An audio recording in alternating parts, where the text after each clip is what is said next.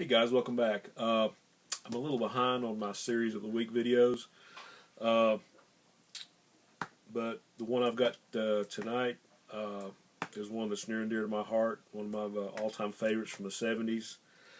Uh, and this is one I've shown some of these issues in other videos and talked about it, of course, but I'll kind of give you a little background. When I first started collecting, one of the big things to me when I was a kid, when I first discovered the Justice League comic, it became like my favorite comic, that and Commandy and maybe Flash. The big deal for me every summer, and it seemed to always happen in the summer, was the annual Justice League and Justice Society of America team-ups. And up to that point, the only time that I'd seen the JSA in anything was in a reprint, like in a 100-pager or a giant-sized book. And I was always, since I was a big fan of the JLA, I just immediately was a huge fan of the JSA. And but other than those reprints and the annual team up every summer, I mean, you didn't get to see any of those characters hardly. But they revived the title in 1976. Now, All-Star Comics ran up to issue 57, I think, like in the early 50s, and they continued. They pretty much stopped that title and continued it on with All-Star Western. So All-Star Western picked up from number 58 on, went through number 100 and whatever. I'm not really sure of the number. But effectively then the JSA pretty much stopped, and the first time you got to see them again was probably the first Flash of Earth 1 and Earth 2 team up in Flash 123. So I became a big fan of that stuff, and when I heard they were going to do a revival, I was like stocking up my local drug stores and supermarkets, just waiting for that book to come out. So this is where the All-Star Comics picked back up in 76, started off with number 58, went through number 74. This is probably going to run a little bit longer than some of my other videos, so thanks in advance for you guys that want to stick with me on this. But just a huge fan of the group stuff, of the alternate worlds theory. And the funny thing about a lot of these books, like when the JLA teams up with the JSA, or it's mentioned in this series too, is like, okay, this is on Earth 2, and this is different from Earth 1, and they'll show like the different Flashes and Green Lanterns and Atoms and whatever. And it's saying the difference between these two planets is they exist in the same space, but they vibrate on a different dimensional plane. Just so we have that straight.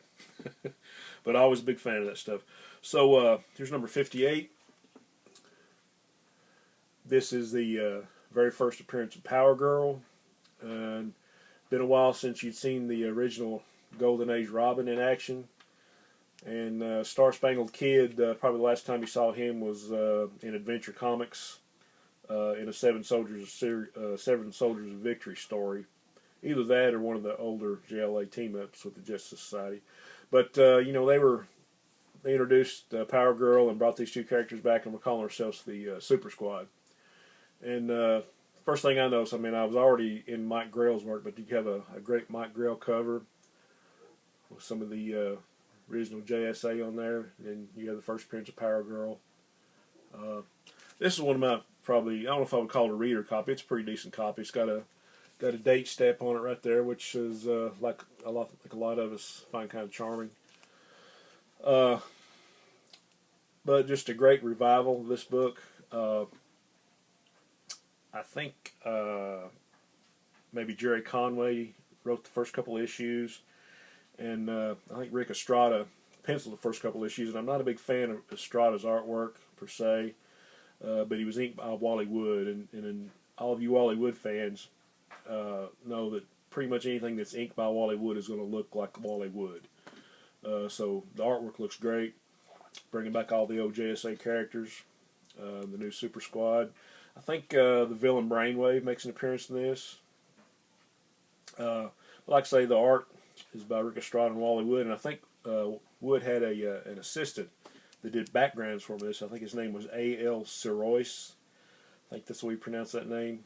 And I thought it might have been like a pen name or for somebody else, but there actually was a guy named A.L. or Al Sirois that as long as Woody was working on this book, I think he helped him with the backgrounds and inked a lot of that stuff. So There we go. And I've got multiples like all these. This is probably my highest grade. Well, I actually sold my highest grade copy a few years ago when Power Girl's first appearance started getting hot, and I sold it on eBay. But 3 or 4 years ago, I bought this, and this is one of the very few slab books I have. So this is an 8.5 of that same book. It's pretty decent shape. I would still like to have a higher grade copy, at least a 9.2. But this one, as Dr. Voncello would say, presents itself very nicely. I always love the little logo with character heads on top. Those are drawn by Wally Wood. So number 58 and number 59. Got a great Ernie Chan and Garcia Lopez cover. Like I said, I've got multiples always, but I'm just going to show my higher grade copies. More art by Estrada and Wally Wood. I think another Brainwave appearance, and I think Perdegaton is one of the villains in this one too. But I really love this cover. I might like it just as much as I do 58, just because of all the colors. Love Ernie Chan stuff. Number 60, more of the same. Great Ernie Chan cover. It's got a first appearance of a villain called Vulcan. And on this issue, Keith Giffen starts doing the layouts, and Wally Wood actually does the finished pencils and the inking. And I saw in an interview, I forget which magazine it was, might have been Alter Ego, but when Giffen came aboard, I mean, he said he just did layouts and story pacing and all that kind of stuff, and he said he gives all the credit to Wally Wood as far as making it look as beautiful as it did. So another great Ernie Chan cover. More great Wally Wood art on the inside. I think on the scripts, I think Paul Levitz was like a co-plotter or co-writer on one of those last 3 issues. And with this issue, I think you still got, I think this is still Jerry Conway on this one. This is number 61. The Ernie Chan cover. More Wally Wood. I think Giffen did the layout, so Wally Wood did the finished stuff. It was just another really nice looking copy. And this is part of the DC Salutes the Bicentennial. It's number 17 of that run. So I always kind of like that logo, but another really nice looking book. Number 62. I really enjoyed this one because they brought the Golden Age Superman back. Another Ernie Chan cover. Like I say, it's got like a revival of the Golden Age Superman in here. And I think it's got maybe appearances by Hawk Girl and Naboo, who was like one of the Lords of Order, who gave Kent Nelson the Dr. Fate helmet. So another great story. The panels where Wally Wood introduces Golden Age Superman, he's just like sitting in his office. Of course, by that time on Earth 2, he's the editor of the Daily Star, not the Daily Planet. And he gets the call from his communicator, and he just kind of shows him in a silhouette, and he goes into the closet, and next thing you know, he's out the window as Superman. So it's really a cool sequence. That's number 62. Number 63. Another great looking cover.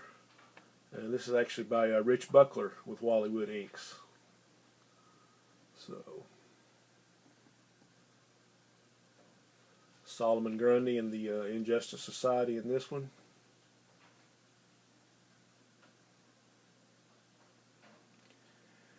And I think it introduces a new villain called Xanadu. Yeah, I know. This is the 70s after all. Okay, number 64. I think all the art in this is by Wally Wood. Wood does the cover. And I think Paul Levitz, by this time, had taken over as the scripter from Jerry Conway. I love Paul Levitz's work, especially for you Legion of Superhero fans. He had a great run on the Legion. Wrote the Great Darkness saga and a lot of other great stuff for DC. But in this one, they go back to the time of King Arthur and Merlin, who make appearances, and Vandal Savage, who's one of my favorite villains, makes an appearance. Got the Shining Knight. So a really cool little package there. Number 65, more of the same. Great Wally Wood cover. More Vandal Savage.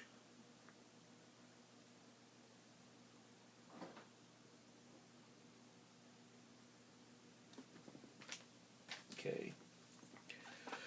Number 66. I think this is a Rich Buckler cover. Buckler and Jack Abel. And this is the first issue. I think it's got Joe Staton art. It's Joe Staton on the pencils and Bob Layton of Iron Man fame on the inks. And I think pretty much here on out, except for maybe a couple issues that Joe Giella inked, I think it was all Staton and Bob Layton on the artwork. But still great stories. Another great cover there. I think this has got the Injustice Society in it, and maybe the Psycho Pirate as the villains. And there might be a Superman cameo in this one here. And you actually get to see the Earth 2 Batman, not as Batman, but as Commissioner Wayne in this one. So, cool little dynamic going on there. Number 67. I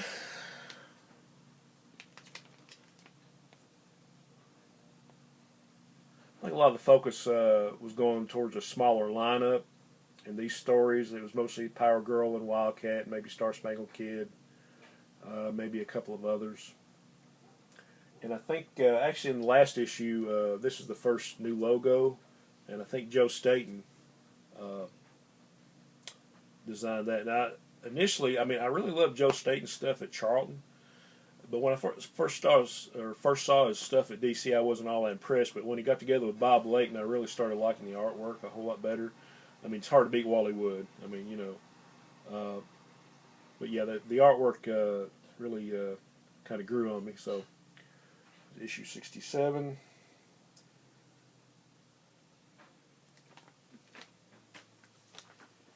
And issue 68. Great looking cover. This is by Al Milgrom and Jack Abel. And I always like the little headshots on the side. Kind of reminds me of the JLA JSA team-ups because they always had like the lineups on the sides or on the top. Really nice looking cover. Love the colors on that. It's a pretty nice copy. I think there's a cameo by Hal Jordan, Earth 1 Green Lantern in this, and it kind of leads into or is like a part of a JLA JSA team up in Justice League 147 and 148. So lots of good memories of this series. Okay, here's a key issue, or one of the key issues that came out at that time. This is All-Star Comics 69. Actually, the first appearance of the Huntress, the Earth 2 Huntress, daughter of Golden Age Batman. And in these stories, you kind of see Commissioner Wayne, Bruce Wayne, has kind of got a little beef with some members of the JSA because they're kind of running wild, and so he assembles his own little team of JSAers, bring back the Golden Age Wonder Woman, and some other characters to go against the ones that he thinks are turning outlaw. But a great story, like I say, key Bronze Age issue because of the first appearance of the Huntress, and there's been some debate about what the first appearance was, because in DC Superstars number 17, it has like the origin of the Huntress, lot of people say that's the first appearance, but actually, I think this book came out one day before that issue. So this is actually the first appearance of the Huntress. So cool book. Number 70. More Al Milgrom and Jack Abel on the cover.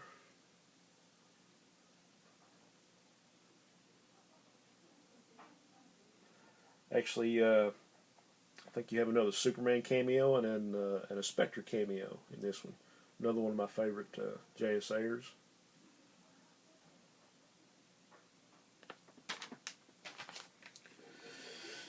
Number 71, Showdown with the Strike Force. I think this is a, looks like Joe Staton and Dick Giordano on the cover, if I'm correct. I think you have an appearance by the Earth 2 Hawk Girl and Jimmy Olsen in this issue. I think maybe another Superman cameo. I think in the earlier issues he came back for an adventure, and then he came out of retirement, I guess, and after a couple of those adventures, he said he was going into retirement again, but he kept showing up. So he's actually in several of these issues, and I was always a big fan of the original Superman. Number 72, got an appearance by Thorne of Rose and Thorn. Pretty neat villain. More Joe Staton, Dick Giordano on the cover. Got a Hawk Girl appearance. I think the Sportsmaster and the original Huntress. I think we're part of the Injustice Society, and they were actually married. Huntress and Sportsmaster were. So another great cover with Wildcat, Golden Age Flash and Green Lantern, Huntress, Power Girl.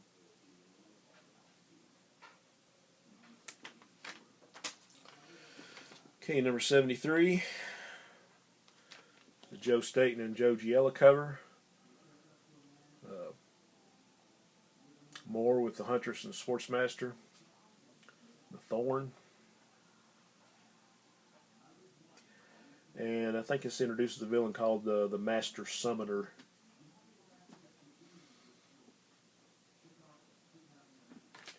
Okay, in the last issue, number 74, this was sort of like a giant-sized issue. It wasn't a square-bound book or anything, but this is about the time of the DC implosion, and I'm gathering materials to do a video on that real soon. But I always loved these. I think just like for 1 month or two, all the books, they went from 35 to 50 cents, but you got 44 pages of art and story. And this is like a full-length story where like all the JSAers came back. You had the Spectre and Hourman and Sandman, Wonder Woman, probably everyone. Maybe even Johnny Thunder was in it, so I'm not sure. I think most everyone that was actually part of the JSA or the Super Squad is in this story. Bad thing was, like I say, this is the last issue. Broke my heart because this is one of the victims of the implosion. But the JSA continued in Adventure Comics, so if you're going to get into this series, and you get into this, the JSA starts back up in Adventure 461. Same art and writer team, Levitt, Staton, and Bob Layton. And I think it probably went through issue 466 of Adventure Comics. And after that, the JSA kind of disappeared, for the most part, unless it was just like a few odd characters guest starring in a story somewhere. But the art in this issue was by Staton and Joe Giella. Wasn't a big fan of Giella's inking. He inked a lot of the JLA stuff in the late 60s over Dick Dillon. I really like Bob Layton better. But, all in all, still a pretty good package. Lots of heroes.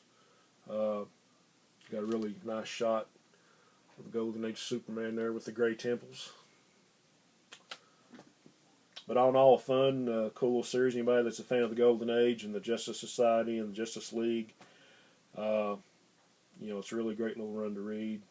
For the most part, probably the two most expensive issues will be number 58, the first Power Girl, and number 69, First Huntress. If you're just trying to assemble a run, you get some mid-grade copies, it's not going to cost you all that much at all. And most of the stuff has been reprinted. So if anybody's interested, here we go. We'll show issue 58 again. Alright guys, hope you've enjoyed this as much as I've enjoyed doing it. Probably back in a couple days with another 70 series. Not quite sure what's going to be yet. I got several stacks going here, but hope everybody's having a great weekend. And as always, onward and upward.